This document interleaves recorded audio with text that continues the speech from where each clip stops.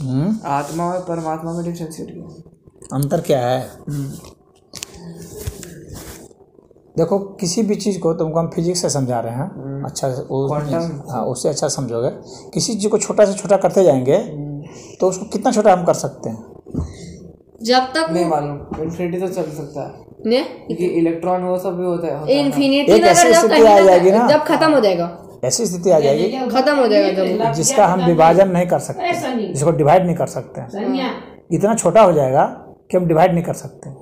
क्यों? क्योंकि डिवाइड करने के लिए क्या चाहिए होता है? मिनिमम नहीं, डिवाइड करने के लिए हम उसकी बात कर रहे हैं, ज्योमेट्री की बात कर रहे हैं। डिवीजन के लिए किसी भी चीज़ को डिवाइड करना है तो हमको एक लाइन चाहिए ना, जिसमें उसको काटेंगे जैसे भी चीज़, तो एक लाइन चाहिए। और लाइन चाहिए का मतलब, और एक लाइन जो होता है वो डॉट से बनता है, पॉइंट से बनता है। क्या लाइन? ये जो लाइन होती है वो पॉइंट से बनते हैं ना। पॉइंट नहीं समझते हो? डॉट, बिंदु बिंदु बिंदु। तो क्या तो कोई भी लाइन है तो वो डॉट से बनती है। तो किसी भी चीज़ को हमको डिवाइड करना है, जैसे मान लो इसको हमको काटना है, यहाँ पर तो हम एक रेखा में कैसे काटते हैं ना, तो यहाँ एक रेखा हो गई ना, एक रेखा में कटता है। किसी भी चीज़ को डिवाइड करना है तो उसके लिए एक रेखा चाहिए, और जो रेखा है वो बिंदुओं का जोड़ है। यानी कि न्यूनतम हमारे पास एक डॉट होना चाहिए, पॉइंट होना चाहिए, तभी हम किसी चीज़ को डिवाइड कर सकते हैं, नहीं तो डिवाइड नहीं कर सकते। डिवीजन का कोई सवाल ही नहीं उठता है, समझ गए? तो अधिक कोई चीज़ जो हमारे सबसे सूक्ष्मतम जो डॉट हम सोच सकते हैं, पॉइंट सोच सकते हैं, अगर उससे भी छोटा है तो वहाँ पर डिवीजन संभव नहीं है।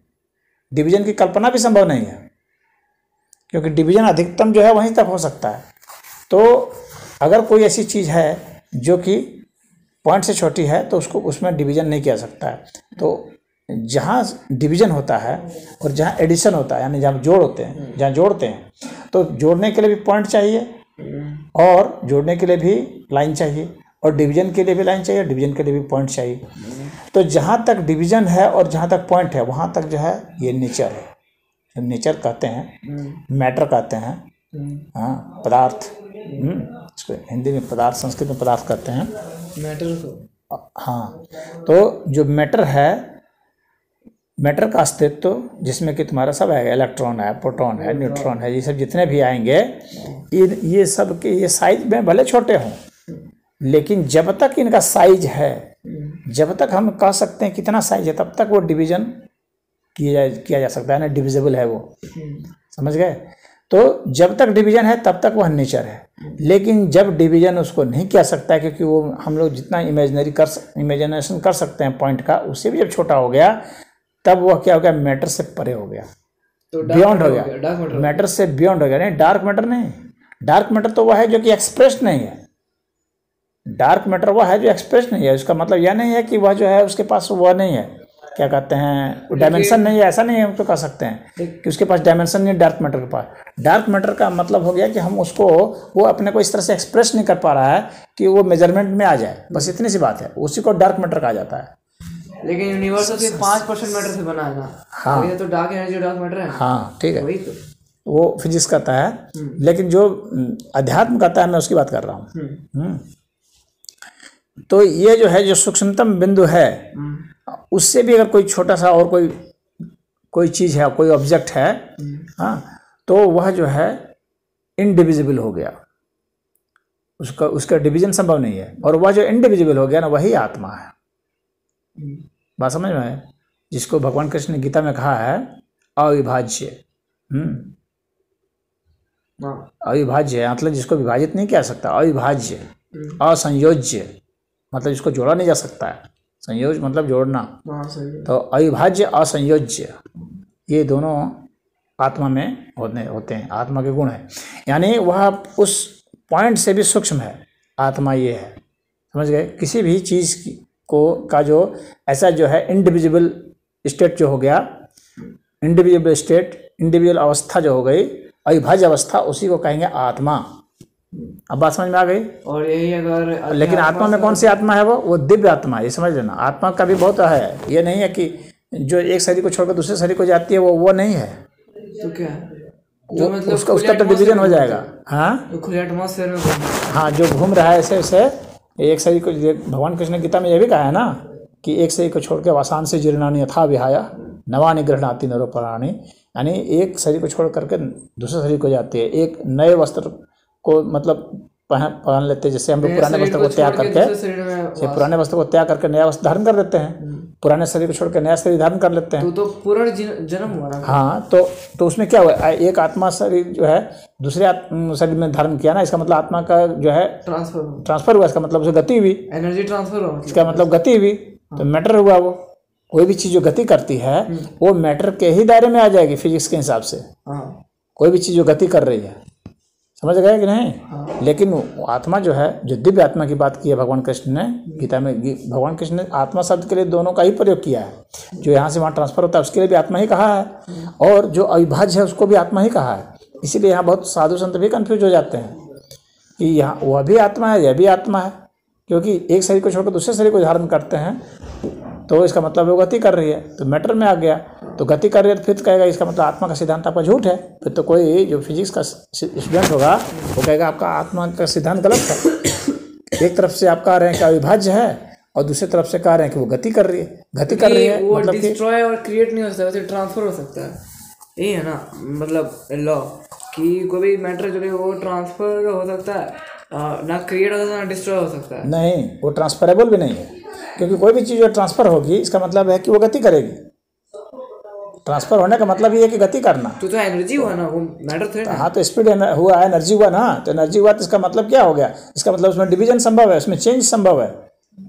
अभी तो एनर्जी चेंज होती है, साउंड एनर्जी है लाइट एनर्जी में बदल जाती है कि नहीं, तो चेंज हो जाता है ना। तो जो भगवान कृष्ण ने दिव्य आत्मा की बात की है तो उसमें उन्होंने चेंज नहीं बताया है, उसको शाश्वत बताया है।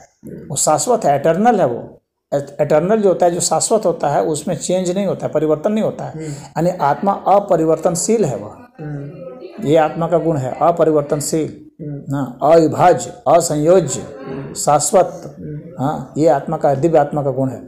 और एक और आत्मा वो बताते हैं जो कहते हैं कि यहाँ से वहाँ शरीर, एक शरीर को छोड़कर दूसरे शरीर को जाती है, तो वो क्या, वह जो है जीवात्मा उसको कहा जाता है। तो जीवात्मा अलग है और दिव्य आत्मा अलग है।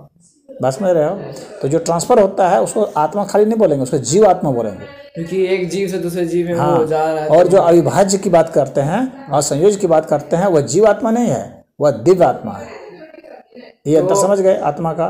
तो मतलब वो जो आत्मा है, जो दिव्य आत्मा है, वो तो मोक्ष प्राप्त कर लेगा ना, वो तो फिर आगे। हाँ, जीवात्मा भी मोक्ष धारण करते हैं, जीवात्मा का मोक्ष होता है, जीवात्मा फिर दिव्य आत्मा में बदलता है। हाँ, तो तुम समझ रहे हो।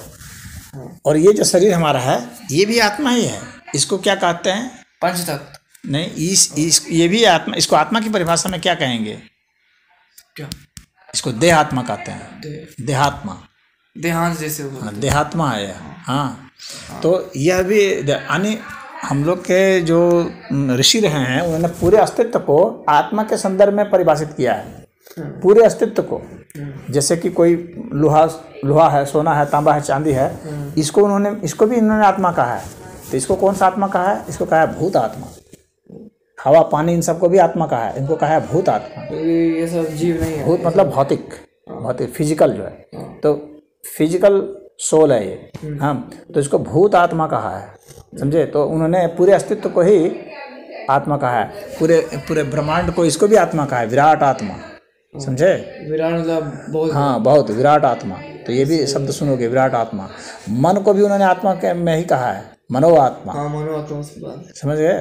तो आत्मा के ही टर्म में सभी को परिभाषित किया, हर चीज को। लास्ट में चेंज होते होते दिव्य आत्मा बनता है। और फिर दिव्य आत्मा के बाद क्या है, परमात्मा। दिव्य आत्मा के तो फिर वो तो बियॉन्ड हो गया। तो हाँ, तो अब समझो कि परमात्मा और दिव्य आत्मा में क्या अंतर है, जो तुमने पूछा था। दिव्य आत्मा मतलब किसी एक वस्तु का सबसे सूक्ष्मतम स्वरूप हुआ, जो कि अविभाज्य है।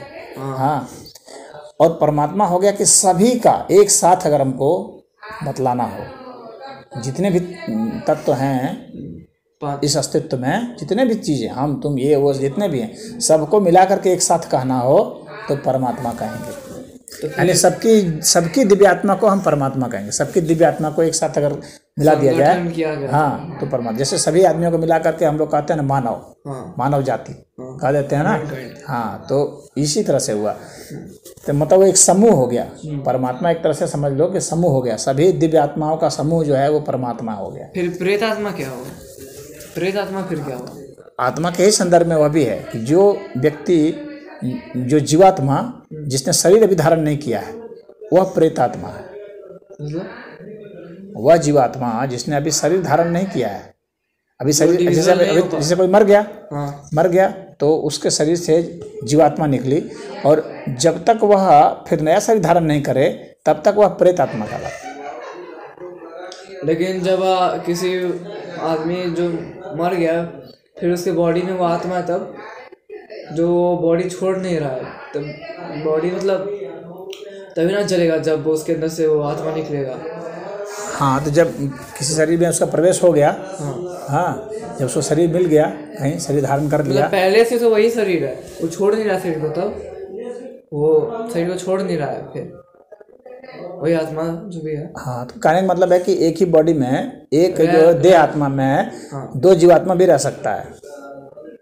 तब तो डिसऑर्डर होता है मतलब। हाँ, तो वो डिसऑर्डर हो जाएगा ना, जैसे एक जीवात्मा उसमें पहले से ही था, एक दूसरे जीवात्मा प्रवेश हो गया उसमें, हाँ, तो दो जीवात्मा प्रवेश हो गया, अब उसके शरीर और उसका शरीर का जो बैलेंस है ना वो बिगड़ जाएगा, तो फिर जेनेटिक प्रॉब्लम होगा, तो बैलेंस बिगड़ जाएगा, उसको मेंटल प्रॉब्लम ज़्यादा हो, पर्सनालिटी बदलने लगता रहेगा। हाँ, पर्सनालिटी भी चेंज आ जाएगा, उसकी पर्सनालिटी भी चेंज हो जाएगा, क्योंकि माइंड उसका डिस्टॉर्ट हो जाएगा, एक किसी और तरफ ले जाएगा, दूसरे किसी और तरफ ले जाएगा, ये है। ठीक है, समझ गए।